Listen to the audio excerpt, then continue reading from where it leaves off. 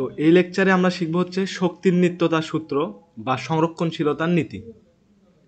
তো প্রথমে এই বিষয় নিয়ে আলোচনা করছিলাম যে এই মহাবিশ্বে শক্তিটার আসলে ক্ষয় নেই, এক শক্তি অন্য শক্তিতে রূপান্তর হয়। যেমন ইঞ্জিনের ক্ষেত্রে, কোনো একটা ইঞ্জিনের ক্ষেত্রে যদি চিন্তা করি আমরা, তো প্রথমে ইঞ্জিনের ভিতরে তেল দেওয়া হয়, এই তেলে থাকে রাসায়নিক শক্তি, তেলে থাকে হচ্ছে রাসায়নিক শক্তি। এই রাসায়নিক শক্তি তাপ শক্তিতে রূপান্তরিত হয়, রাসায়নিক শক্তি তাপ শক্তিতে রূপান্তরিত হয়। সেই তাপ শক্তিকে কাজে লাগিয়ে আবার ইঞ্জিনের ভিতর কৃতকাজ সম্পূর্ণ হয়। সেই কৃতকাজের ফলে ইঞ্জিনের কিন্তু আবার গতিশক্তির সৃষ্টি হয়। অর্থাৎ শক্তি কিন্তু এখানে শেষ হচ্ছে না। প্রথমে রাসায়নিক শক্তি থেকে তাপ শক্তি থেকে আবার হচ্ছে যান্ত্রিক শক্তি, এভাবে কিন্তু শক্তির এই প্রসেসটা চলতেই থাকে, শেষ হয় না।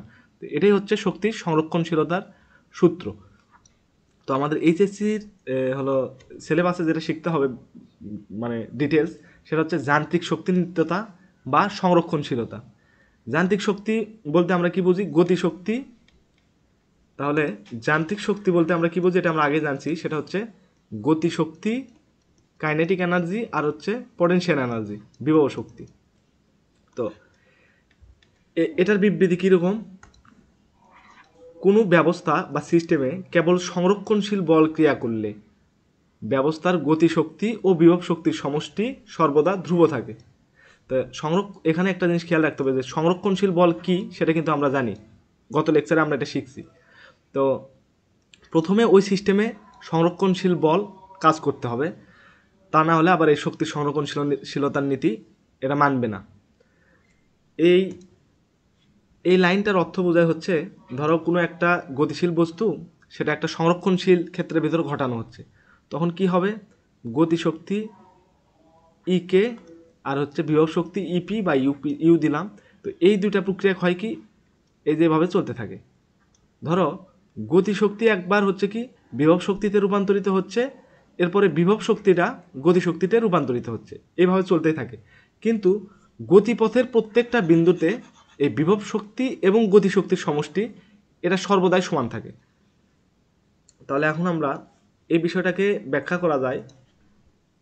আচ্ছা, এখানে একটা আর্ট করে নিই।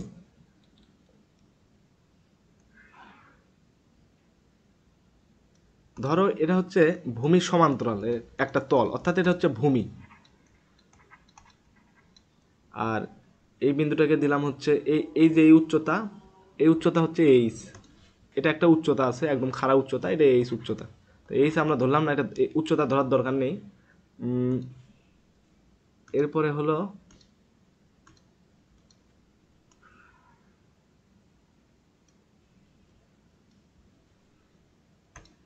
আচ্ছা, 1 মিনিট, এটাকে আরেকটু উপরে তুলতে হবে। এবার ঠিক আছে। এখন দেখো, এটা যদি মিশে দেই, এই চিত্রটার মাধ্যমে এই যান্ত্রিক শক্তির নিত্যতা এই বিষয়টা ব্যাখ্যা করা যায়। এই যে হয়ে গেছে।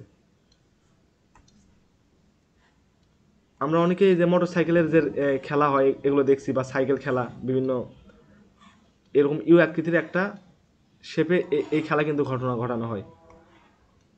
অর্থাৎ ধরো এই যে এখানে যদি একটা ফুটবল কিংবা একটা সাইকেল যদি ছেড়ে দেওয়া হয়, তাহলে কি হবে?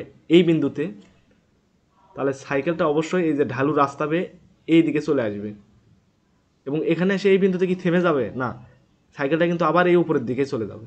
এখন উপরের দিকে কি এই বিন্দুতেই আসবে, নাকি এর নিচের কোনো বিন্দুতে, নাকি উপরে বেশি যাবে? এই বিন্দুটার উপরে চলে যাবে। দেখো এই সাইকেলটাকে এখান থেকে ছেড়ে দেওয়া হচ্ছে একদম শূন্য বেগে, আদি বেগটা ছিল 0। তার মানে সাইকেলটা, আচ্ছা 3টা বিন্দু ডিফাইন করে আগে, এই বিন্দু হচ্ছে এ ধরলাম, এই বিন্দু বি, আর এই বিন্দুটা হচ্ছে সি বিন্দু। তাহলে আসলে কি ঘটনা ঘটার কথা? এখন চিন্তা করো, এই পুরো ব্যবস্থা হলো, যেহেতু এই যে পৃথিবীর ভূপৃষ্ঠে ঘটানো হয়েছে, তার মানে এখানে অভিকর্ষ ত্বরণ জি এর মান আছে। এটা একটা অভিকর্ষ বল কি? এটা একটা সংরক্ষণশীল বল। তাহলে এটা লিখে নিই, অভিকর্ষ বল এটা হচ্ছে সংরক্ষণশীল বল, অভিকর্ষ বল সংরক্ষণশীল বল। আমরা কিন্তু শিখতেছি হচ্ছে এই যে এই লাইনটা আসলে আমাদের কি বোঝাচ্ছে, এই লাইনটা আসলে কি বোঝাচ্ছে, এটা কিন্তু আমরা শিখতেছি। তাহলে এখন চিন্তা করো, এই যে রাস্তাটা আছে, এই যে ঢালু রাস্তাটা আছে, ইউ আকৃতির যে রাস্তা, এই রাস্তায় যদি ঘর্ষণ থাকে তাহলে কি হবে? যদি রাস্তাটায় ঘর্ষণ থাকে, তখন যদি এই সাইকেলটাকে ছেড়ে দেওয়া হয়, তখন এই সাইকেলটা এই যে এই পথ বেয়ে এই দিক দিয়ে আসার পর এই যে এখানে কোনো একটা বিন্দুতে থেমে যাবে, অর্থাৎ একদম এক্সাক্ট বি বিন্দুতে পৌঁছতে পারবে না। কারণ কি? কারণ ঘর্ষণ আছে। ঘর্ষণ থাকার কারণে কিছু পরিমাণে যে শক্তির ক্ষয় হয়ে যাবে। ক্ষয় বলতে অন্য শক্তিতে রূপান্তর হবে, অর্থাৎ তাপ শক্তি বা শব্দ শক্তি ইত্যাদি শক্তিতে রূপান্তরিত হবে যদি ঘর্ষণ থাকে। কিন্তু যদি ঘর্ষণ বল না থাকে তখন কি হবে?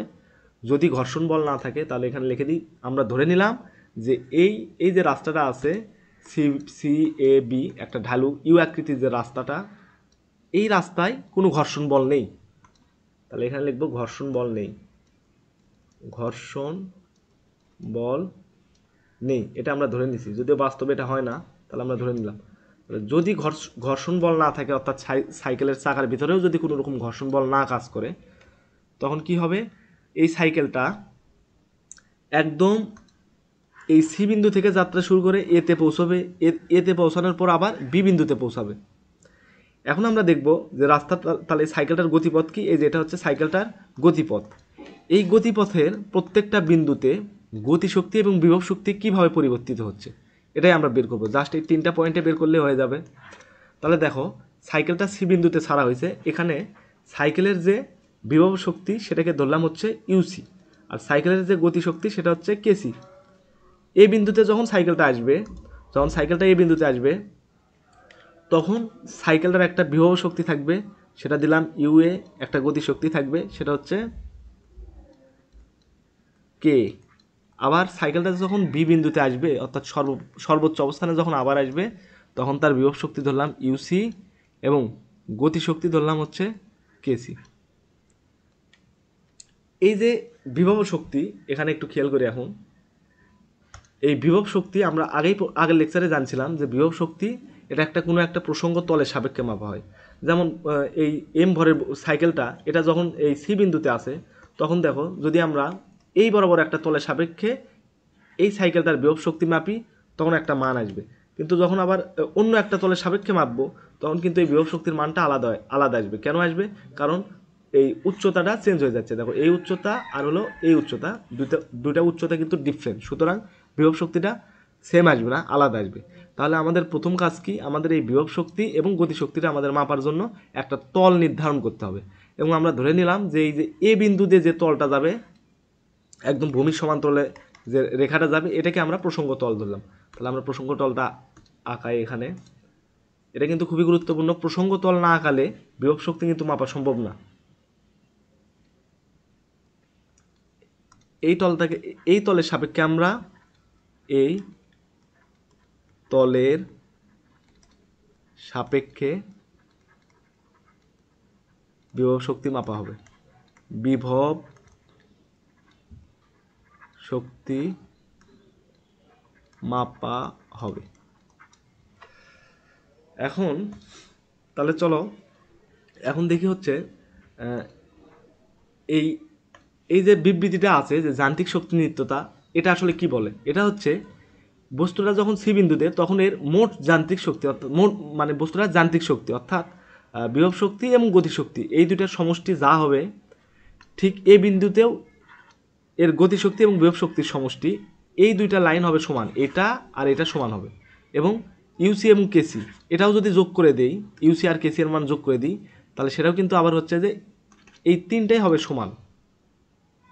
কিন্তু এখানে যদি খেয়াল করি, দেখো এই বিন্দুতে বিভব শক্তি আর এই বিন্দুতে বিভব শক্তি কি সেম না? কারণ এই সি বিন্দুতে বিভব শক্তি মাপার জন্য উচ্চতা হচ্ছে এইচ, আর এই বিন্দুতে বিভব শক্তি মাপার ক্ষেত্রে উচ্চতা এইচ এর মান 0। তার মানে বিভব শক্তিটা চেঞ্জ হয়ে গেছে। আবার গতিশক্তি কি চেঞ্জ হচ্ছে? হ্যাঁ, শুরুতে গতিশক্তি কিন্তু 0, কারণ গতিবেগটা ছিল 0।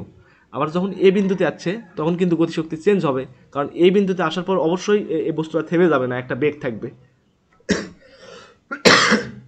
তার মানে এখানে আবার এই বিন্দুতে আবার গতিশক্তিটা সেম হয়ে যাচ্ছে, মানে আলাদা হয়ে যাচ্ছে, কিন্তু মোট যে শক্তি সেটা কিন্তু সেম থাকতেছে। অর্থাৎ এই যান্ত্রিক শক্তির নিত্যটা এটা আসলে কি বোঝাচ্ছে সেটা যদি লিখি, যে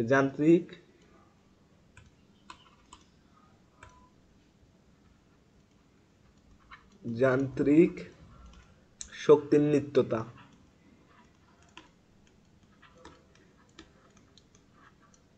যান্ত্রিক শক্তির নিত্যতা বোঝাচ্ছে হচ্ছে ই বিন্দুতে মোট যান্ত্রিক শক্তি এ বিন্দুতে সি বিন্দুতে, এটা আবার এ বিন্দুতে মোট যান্ত্রিক শক্তির সমান, আবার বি বিন্দুতে যান্ত্রিক শক্তির সমান। এই তিনটা বিন্দুতে মোট যে শক্তি এটা ধ্রুব থাকবে, এটা হচ্ছে ধ্রুবক, পরিবর্তিত হবে না। এই সি বিন্দুতে যান্ত্রিক শক্তি বলতে কি বোঝায়? বিভব শক্তি আর গতিশক্তির সমষ্টি। তাহলে ইউসি প্লাস কেসি সমান এ বিন্দুতে হচ্ছে ইউএ প্লাস কে, এরপরে বি বিন্দুতে হচ্ছে ইউবি প্লাস কে। তো এটাই ছিল হচ্ছে শক্তির নিত্যতার সূত্র। এই সূত্র কাজে লাগে আমরা হচ্ছে যে মানে ইন্টারমিডিয়েটের যে ম্যাথমেটিক্যাল প্রবলেমগুলো আছে এগুলো সলভ করতে পারি। আচ্ছা, এখন দেখো এটা কিন্তু আমরা প্রমাণ দেখিনি, এটা আমরা কি দেখছি একটা মানে বাস্তবে যে যে ঘটনাগুলো ঘটে মানে কমন সেন্স থেকে একদম আমরা ব্যাখ্যা করলাম এটাকে, কিন্তু এটার কিন্তু ম্যাথমেটিক্যালি প্রুফ আমরা দেখিনি। আমরা এর পরের লেকচারে এটার ম্যাথমেটিক্যাল প্রুফ দেখবো এবং এটা এই প্রবলেম মানে হচ্ছে এই টপিকটা রিলেটেড যে ম্যাথমেটিক্যাল প্রবলেমগুলো আছে তার কিছু প্রবলেম আমরা পরের লেকচারে সলভ করব। তবে এখানে মাথায় রাখার বিষয় হচ্ছে যে এই যে বিভব শক্তি দেখো, এখানে বিভব শক্তির একটা মান আছে, এখানে বিভব শক্তিটা শূন্য হয়ে যাচ্ছে, আবার এখানে গতিশক্তির একটা মান আছে, এই বিন্দুতে আবার গতিশক্তিটা শূন্য হয়ে যাচ্ছে, মানে এখানে আবার গতিশক্তি, আচ্ছা এটা ভুল হয়েছে, বিভব শক্তি এখানে সর্বোচ্চ, বিভব শক্তি আবার এখানে 0, আবার এখানে গতিশক্তি শূন্য, আর হলো এই বিন্দুতে আবার গতিশক্তি হচ্ছে সর্বোচ্চ। তার মানে এই বিভব শক্তিটা আবার গতিশক্তিতে রূপান্তরিত হচ্ছে, কিন্তু দেখো মোট যে শক্তি, মোট শক্তি এটা কিন্তু ধ্রুব থাকতেছে, মোট শক্তিটা ধ্রুব। অর্থাৎ আমি যদি এটাকে বলি এইভাবে যে ইউ যোগ কে, ইউ যোগ কে ইকুয়াল টু কে, কে মানে হচ্ছে একটা ধ্রুবক, অর্থাৎ গতিশক্তি সেটা হচ্ছে ইউ ধরলাম, আর বিভব শক্তি ইউ আর গতিশক্তি হচ্ছে কে, এটা হচ্ছে একটা ধ্রুবক আসবে, দুটাই কে পড়ে গেছিলো এই জন্য চেঞ্জ করলাম। তাহলে ইউ যদি বাড়ে তখন কে এর মান কমে যাচ্ছে, এমনভাবে কমতেছে যাতে মোট শক্তি এটা সেম থাকে। আবার কে যদি কমে যায় তখন আবার ইউ বাড়ে, আবার কে বাড়লে ইউ কমবে, এইভাবে কিন্তু মোট যে শক্তি এটা কিন্তু পরিবর্তিত হচ্ছে না। এখানে জাস্ট চেঞ্জ হচ্ছে কে, বিভব শক্তি আর গতিশক্তি, এই দুইটা চেঞ্জ হয়ে মোট শক্তিকে ধ্রুবক রাখতেছে। লাস্ট আর একটা লাইন, সেটা হলো এই যে বস্তুর গতিপথ যদি সংরক্ষণশীল ক্ষেত্রের ভিতরে ঘটানো হয় তখন কী হবে, এই গতিপথের প্রত্যেকটা বিন্দুতে মোট যান্ত্রিক শক্তির পরিমাণ, মোট যান্ত্রিক শক্তির পরিমাণ অর্থাৎ গতিশক্তি এবং বিভব শক্তির যোগফল এটা ধ্রুব হবে, পরিবর্তিত হবে না, সব বিন্দুতেই সেম থাকবে। আচ্ছা, পরের লেকচারে এটার প্রমাণ আমরা দেখব।